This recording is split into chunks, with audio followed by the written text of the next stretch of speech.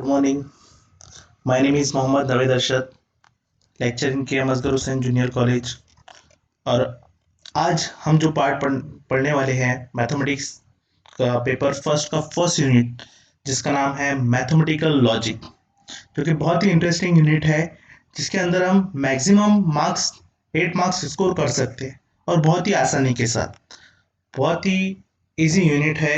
तो आइए हम स्टार्ट करते हैं mathematical logic.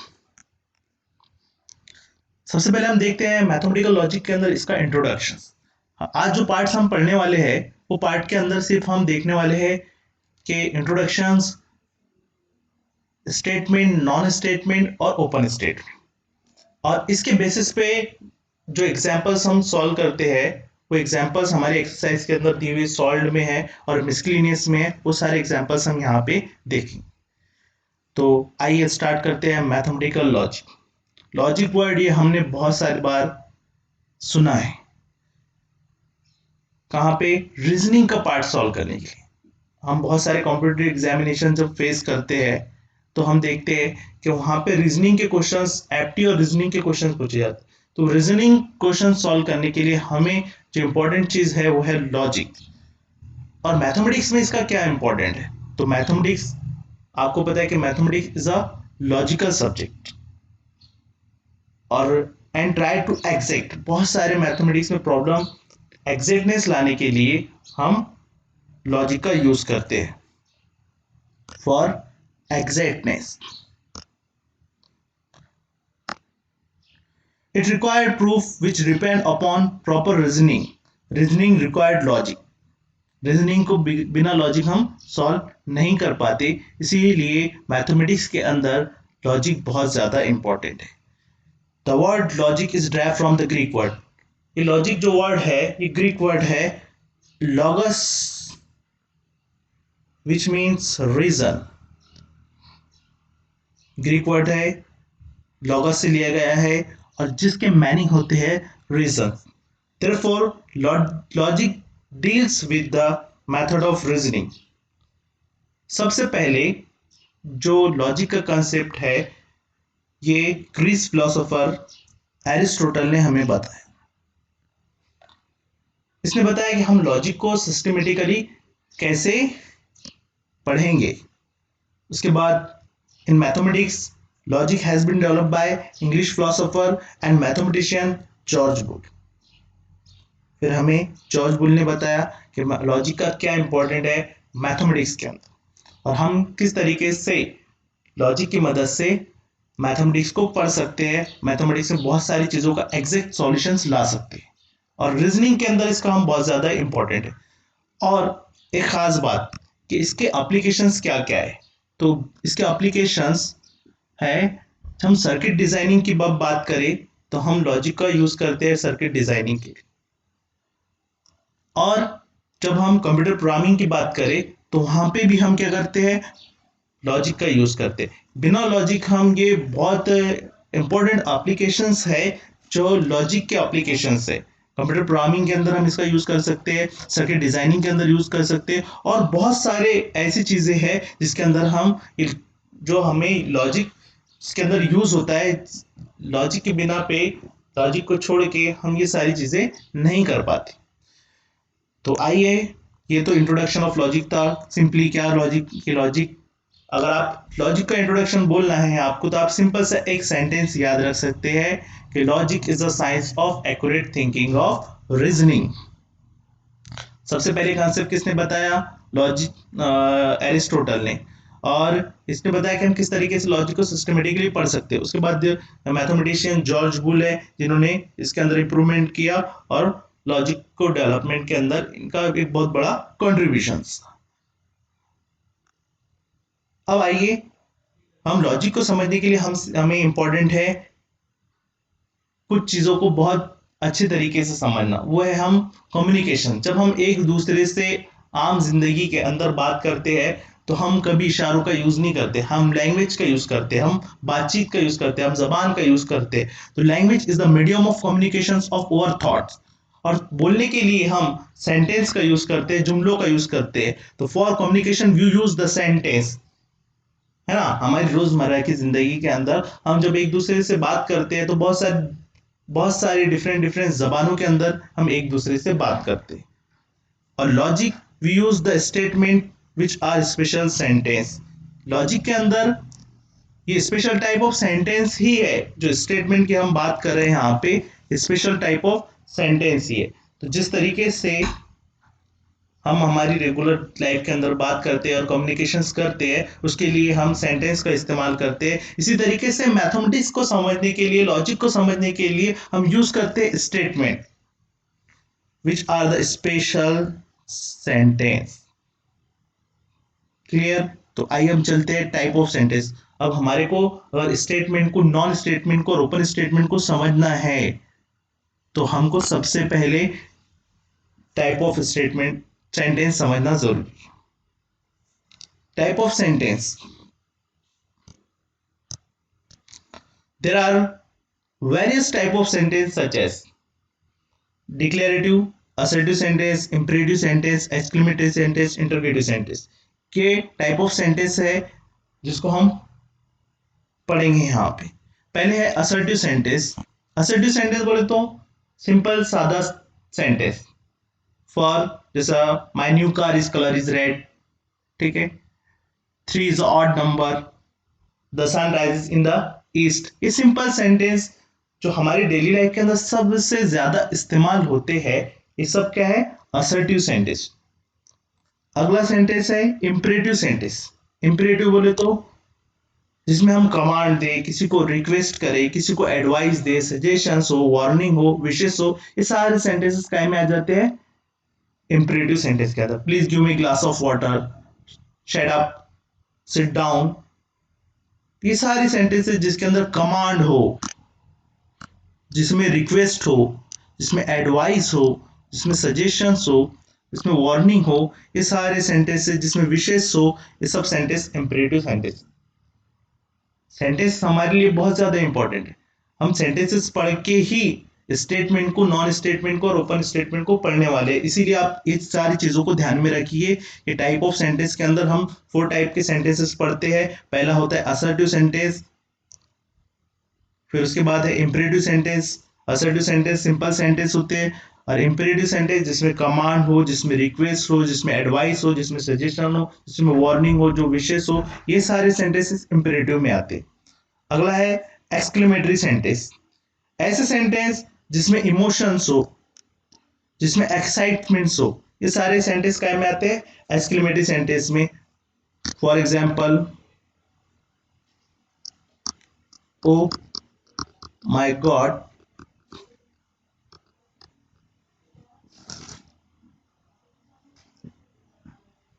Please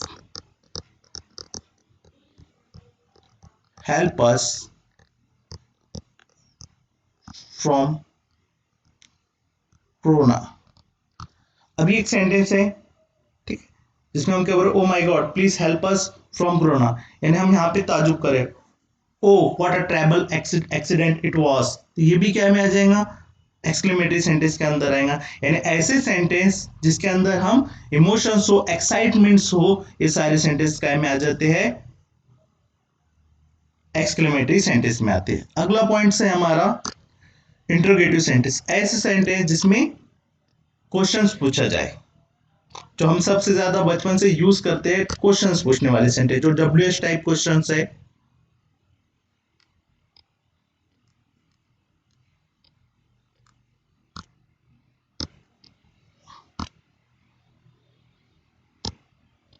WH type जैसे what is your name, why are you coming here, why are you upset, how are you, ये सारे सेंटेंसेस जो आते हैं इंटरोगेटिव सेंटेंसेस कहलाते हैं।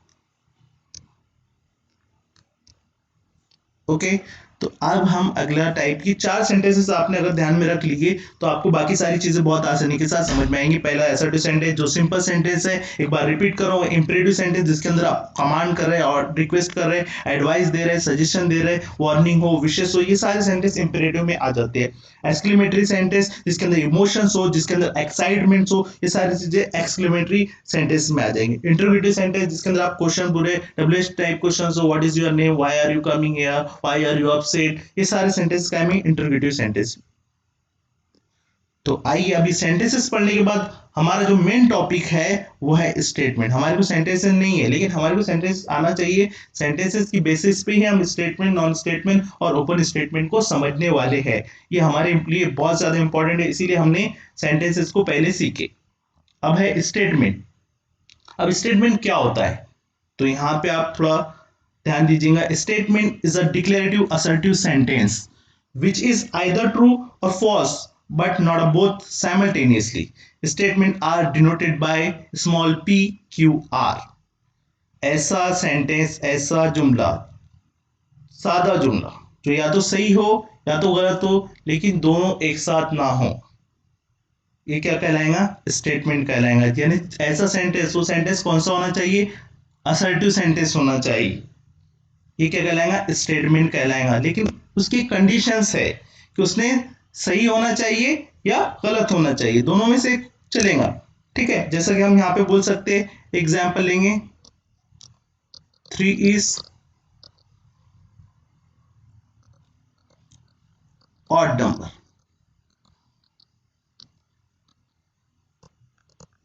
ठीक है, तो ये sentence 3 is odd number।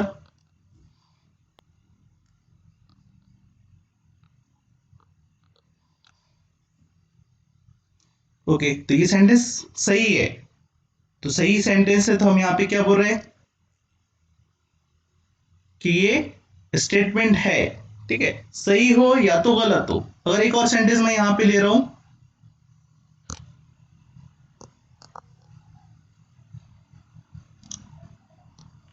5 is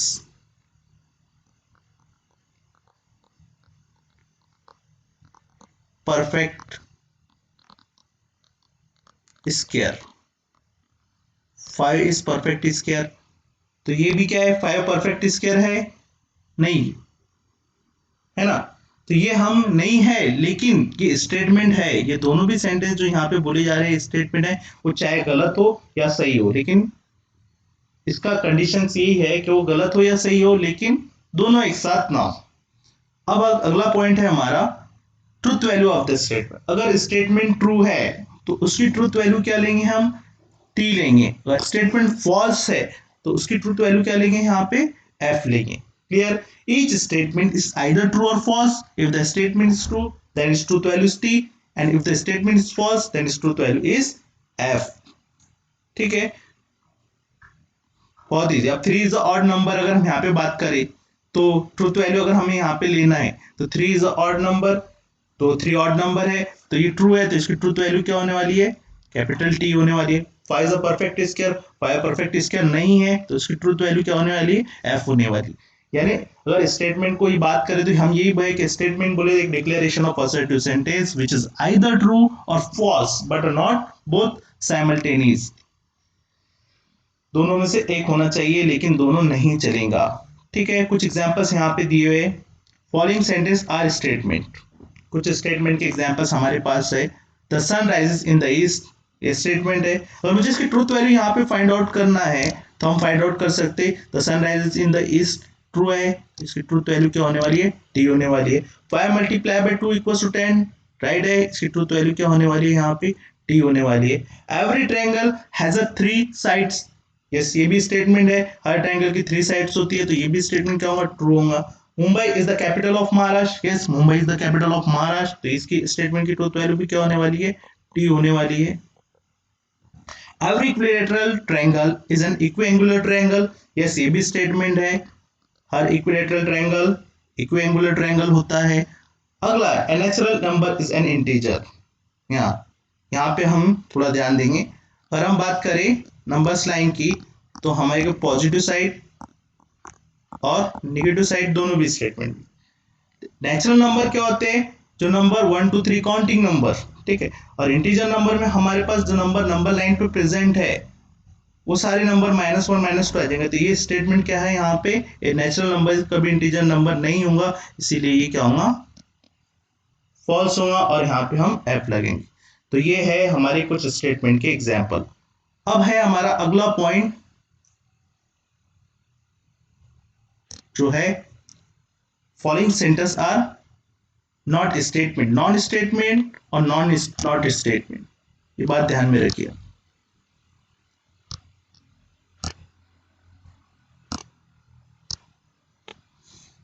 not statement और नॉन स्टेटमेंट सेम है।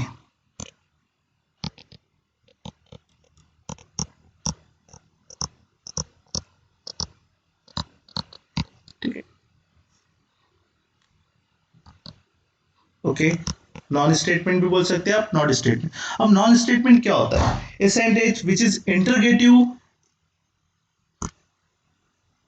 नोट में देखिए आप, which is interrogative, exclamatory, in which command, order, request, suggestions are not a statement। ऐसे सेंटेंस, ऐसे जुमले जिसमें आप किसी से क्वेश्चंस पूछ रहे हैं, किसी को कमांड दे रहे हैं, किसी को रिक्वेस्ट कर रहे हैं, जो इंपरेटिव हो, जो एक्सक्लेमेटरी हो, जिसमें ताज्जुब हो, जिसमें आप सवाल पूछे जा रहे हैं, ठीक है, ये सारे सेंटेंसेस काय में आ जाएंगे हमारे नॉन स्टेटमेंट। क्लियर? ये सारे सेंटेंसेस यहाँ पे आने वाले हमारे नॉन स्टेटमेंट के अंदर, ये बात ध्यान में रखिए आप। ये सब आने वाले हमारे नॉन स्टेटमेंट। जैसा कि कुछ एग्जांपल्स हमारे सामने दी हुए, प्लीज गिव योर पेन, यहाँ पे हम क्या कर रहे हैं? रिक्वेस्ट कर रहे हैं, तो ये भी आ जाएगा नॉन स्टेटमेंट। और एक खास बात, नॉन स्टेटमेंट की कभी भी हम ट्रूथ वैल्यू नहीं निकालेंगे। अगर आप, मैं बोलूं यहाँ पे प्लीज गिव योर पेन, इसकी आप ट्रूथ वैल्यू निकाल के बताओ, तो है नहीं। ट्रूथ वैल्यू किसकी निकलेंगी? जो स्टेटमेंट हो, जो स्टेटमेंट हो, और वो स्टेटमेंट राइट हो या रॉन्ग हो। नॉन स्टेटमेंट कभी हम ट्रूथ वैल्यू यहाँ पे टीएफ नहीं लगाते। व्हाट इज योर नेम, यहाँ क्वेश्चन पूछ रहे, तो ये भी क्या हो जाएगा? Non statement. What a beautiful place it is, exclamations आ गया, ये भी क्या हो गया? Non statement. How are you पूछ रहे हो, यहाँ पे क्वेश्चंस पूछ रहे हैं, तो ये भी क्या आ गया? क्वेश्चंस मार्क्स जहां पे आ जा रहे हो सब नॉन स्टेटमेंट में आ जाएगा। डू यू, क्योंकि वो इंटरगेटिव सेंटेंस बन जाएगा। Do you like to play tennis, ये भी क्वेश्चंस हो गया, ये भी क्या आ गया? Non statement. Open the window, ठीक है, ये भी क्या आ गया? Non statement. Let us go for a tea, ये भी हो गया हमारा non statement. Sit down, order दे रहे हैं आप यहाँ पे, ये भी हो गया हमारा नॉन स्टेटमेंट। तो स्टेटमेंट और नॉन स्टेटमेंट में डिफरेंट ये है कि स्टेटमेंट बोले तो simple assertive sentence which is true or false but are not both simultaneously, and it is denoted by small pqr. A non-statement, a sentence which is interrogative, imperative, exclamatory is called as non-statement। अगला point है हमारा open sentence. ये दोनों तीनों पढ़ने के बाद हम इसके एग्जाम्पल देंगे। Open sentence, open sentence is not a statement, it is a relative concept and this is differ from person to person। Open sentence क्या होता है? ये स्टेटमेंट नहीं होता है, ये कंसेप्ट पे डिपेंड करता है, ये differ from person to person पे डिपेंड करता है। फॉर एग्जांपल अगर मैं बोलूं यहाँ पे कि Salman Khan movies is the best, तो हम क्या होगा? सलमान खान जिनको पसंद है तो वो उनके लिए तो उसकी मूवीज बेस्ट रहेंगी, लेकिन जिसको नहीं पसंद है उसके लिए तो मूवी बेस्ट नहीं रहने वाली, यानी पर्सन टू पर्सन चेंज होने वाला है। तो ये हो जाएगा हमारा ओपन सेंटेंस। फॉर एग्जाम्पल यहाँ पे कुछ एग्जाम्पल्स हमने लिए हैं, जैसा 3x divide by 2 minus 9 equals to 0, ठीक है। और बहुत सारे एग्जाम्पल्स हम यहाँ पे ओपन सेंटेंस के देखेंगे। यहाँ पे पहले एग्जाम्पल्स देखते हैं हम। 3x divide by 2 minus 9 equals to 0। अगर हम यहाँ पे x की जगह 6 पुट करते हैं तो ये मल्टीप्लीकेशन हो जाएगा 3 मल्टीप्लाई बाय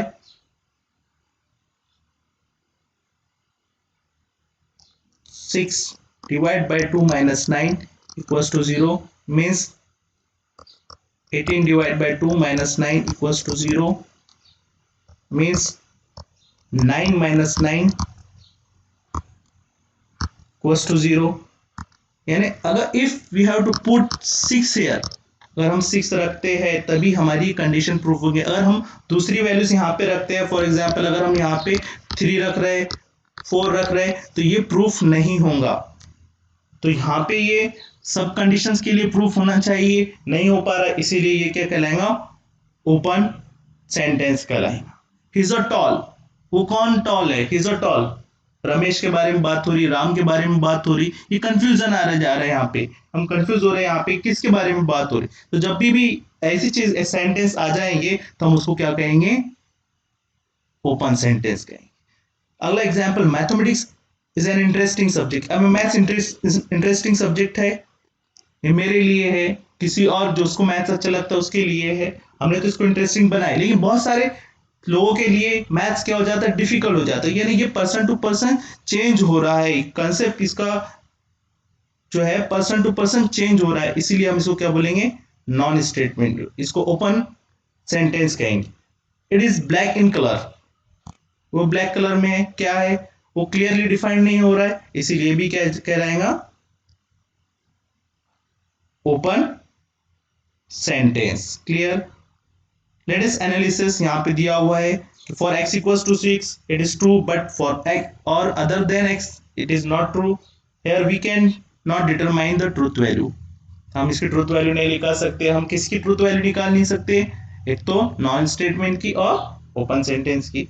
ठीक है, बाकी के सारे एग्जांपल्स हमने देखे। अब कुछ एग्जांपल्स यहाँ पे हमारे पास दिए हुए हैं जिसको हमको पहचानना है कि स्टेटमेंट है या नहीं, और स्टेटमेंट है तो उसकी ट्रूथ वैल्यू यहाँ पे हमारे को फाइंड आउट करना है।